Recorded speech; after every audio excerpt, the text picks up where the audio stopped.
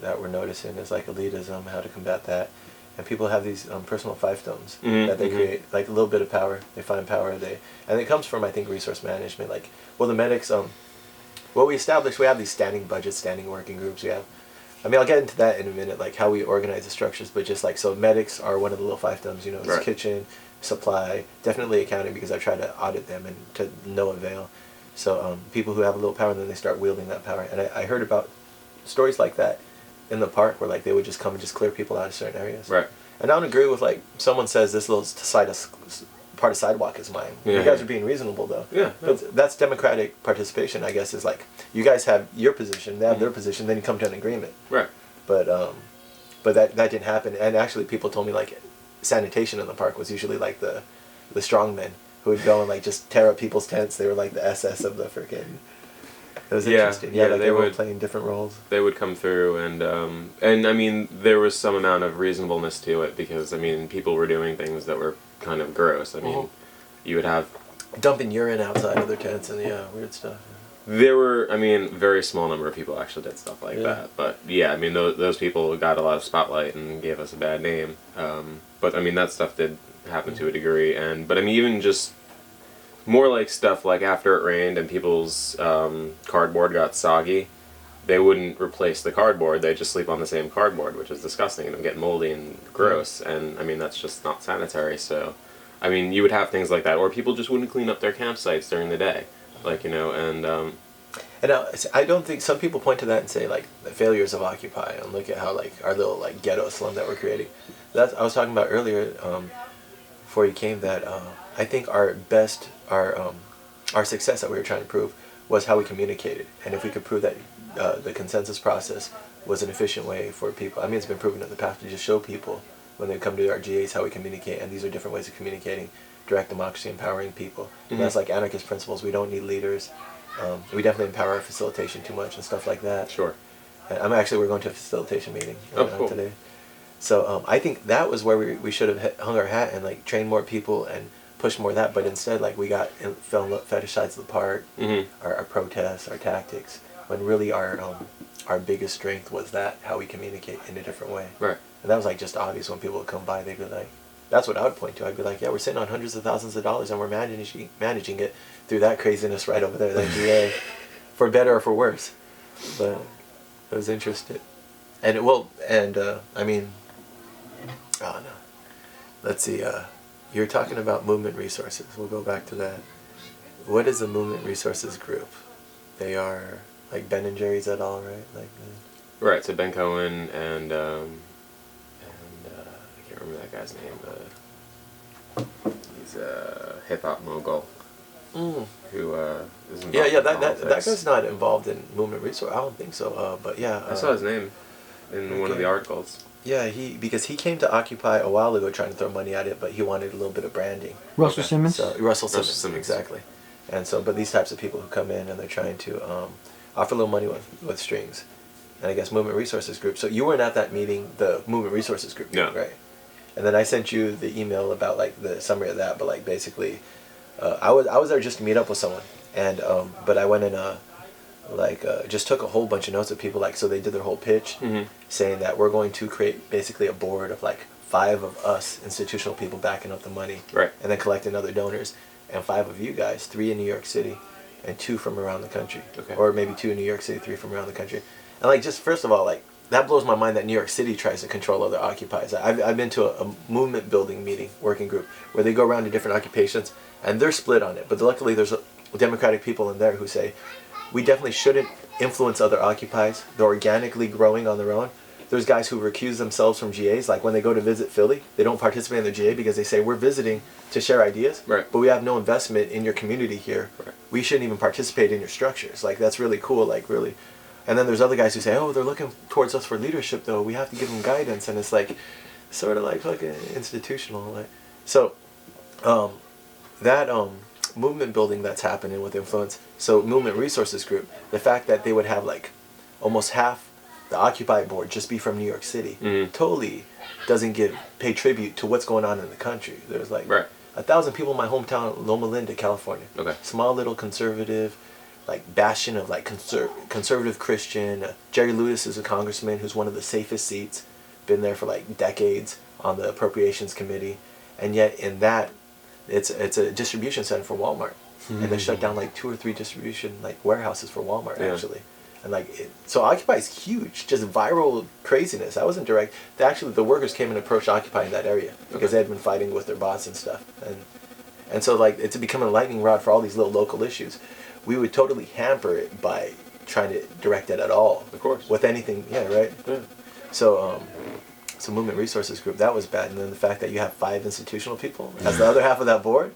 Some lady stood up and said, well, you guys are basically creating like an art board. Like, she's an artist with a gallery, she said, and I see how that destroys art. So people were crying, so that's horrible.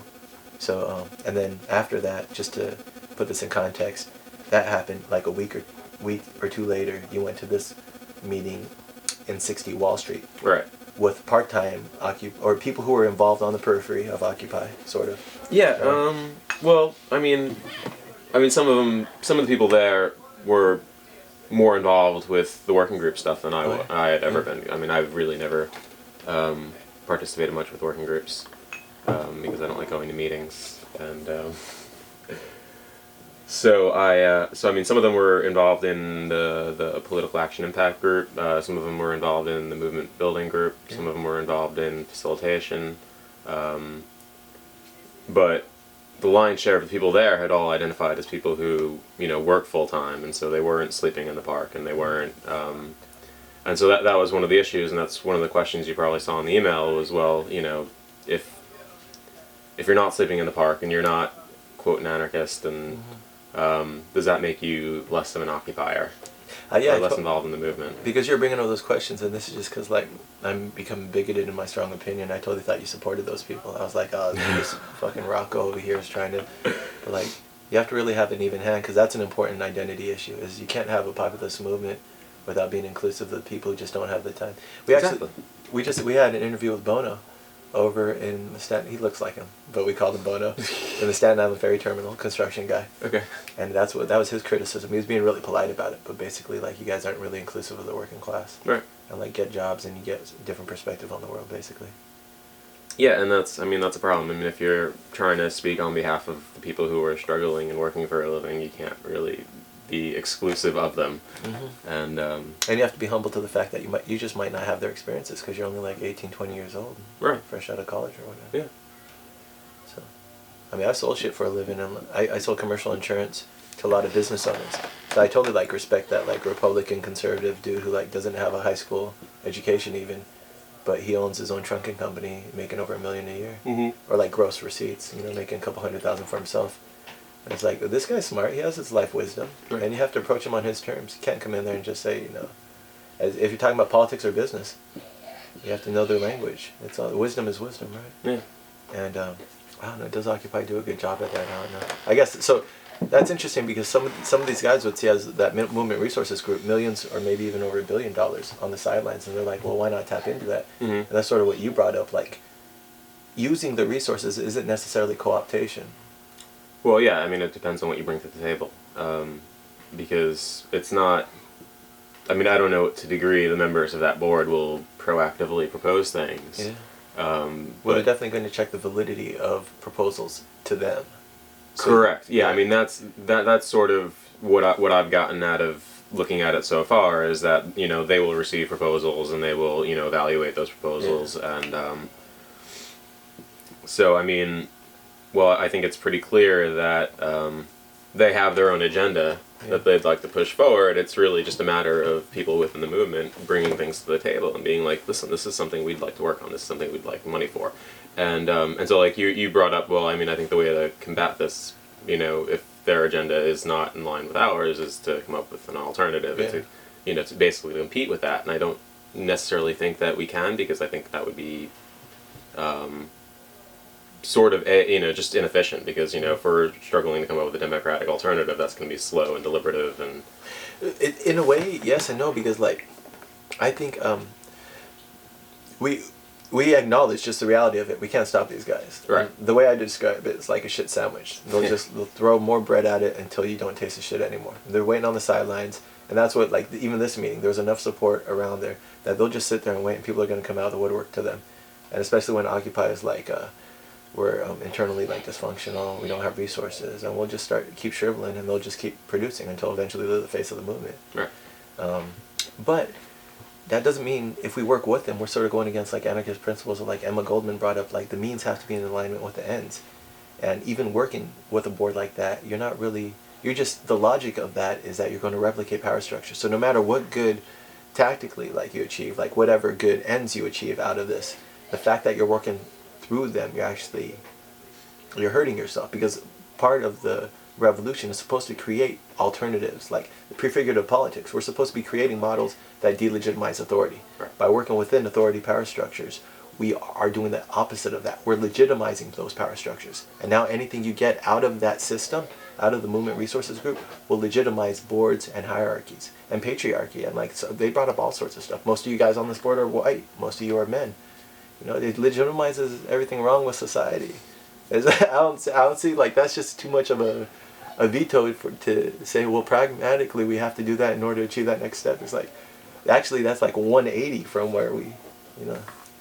Well, right, and that's the issue. I mean, the question is, can you? I mean, you know, it's sort of this idea where you want to win the battle before you fight it, and so the question is, can you really envision coming up with a system that's going to compete with that? Well, we have to, or else we might as well go home. Like, I think that was the challenge. Well, like, and that's, so technology tells us a little bit about that. Open source, democratic. Like, we have these ideas and this like evolution of concepts of like not just anarchism, but like open source technology that's proven, like Wikipedia, like disproves capitalism to an extent. Like these people, and that's what a lot of like capitalists, like theorists and like economists are co-opting these ideas and saying, oh, we can modify, you know, our capitalist like theories to include the fact that people work for like incentives and for like personal identity and for free, which is totally against like this competitive concept of like self-enrichment. And they're saying, no, you're enriching yourself because you have a sense of purpose. And now they're trying to attach a sense of purpose into like corporate like ethos, like, and but so the idea is that we have new ideas out there, and we have new concepts out there, and we have new tools with which to try to create an alternative. And so when Ben and Jerry's and these other movement resources group comes with something looking very much like the society we're critiquing, if we hold off a little bit, I think we have enough tools and creativity and ingenuity to try. I'm very optimistic that we could create an alternative using like an open source model and other stuff. But if you ask me what that would be,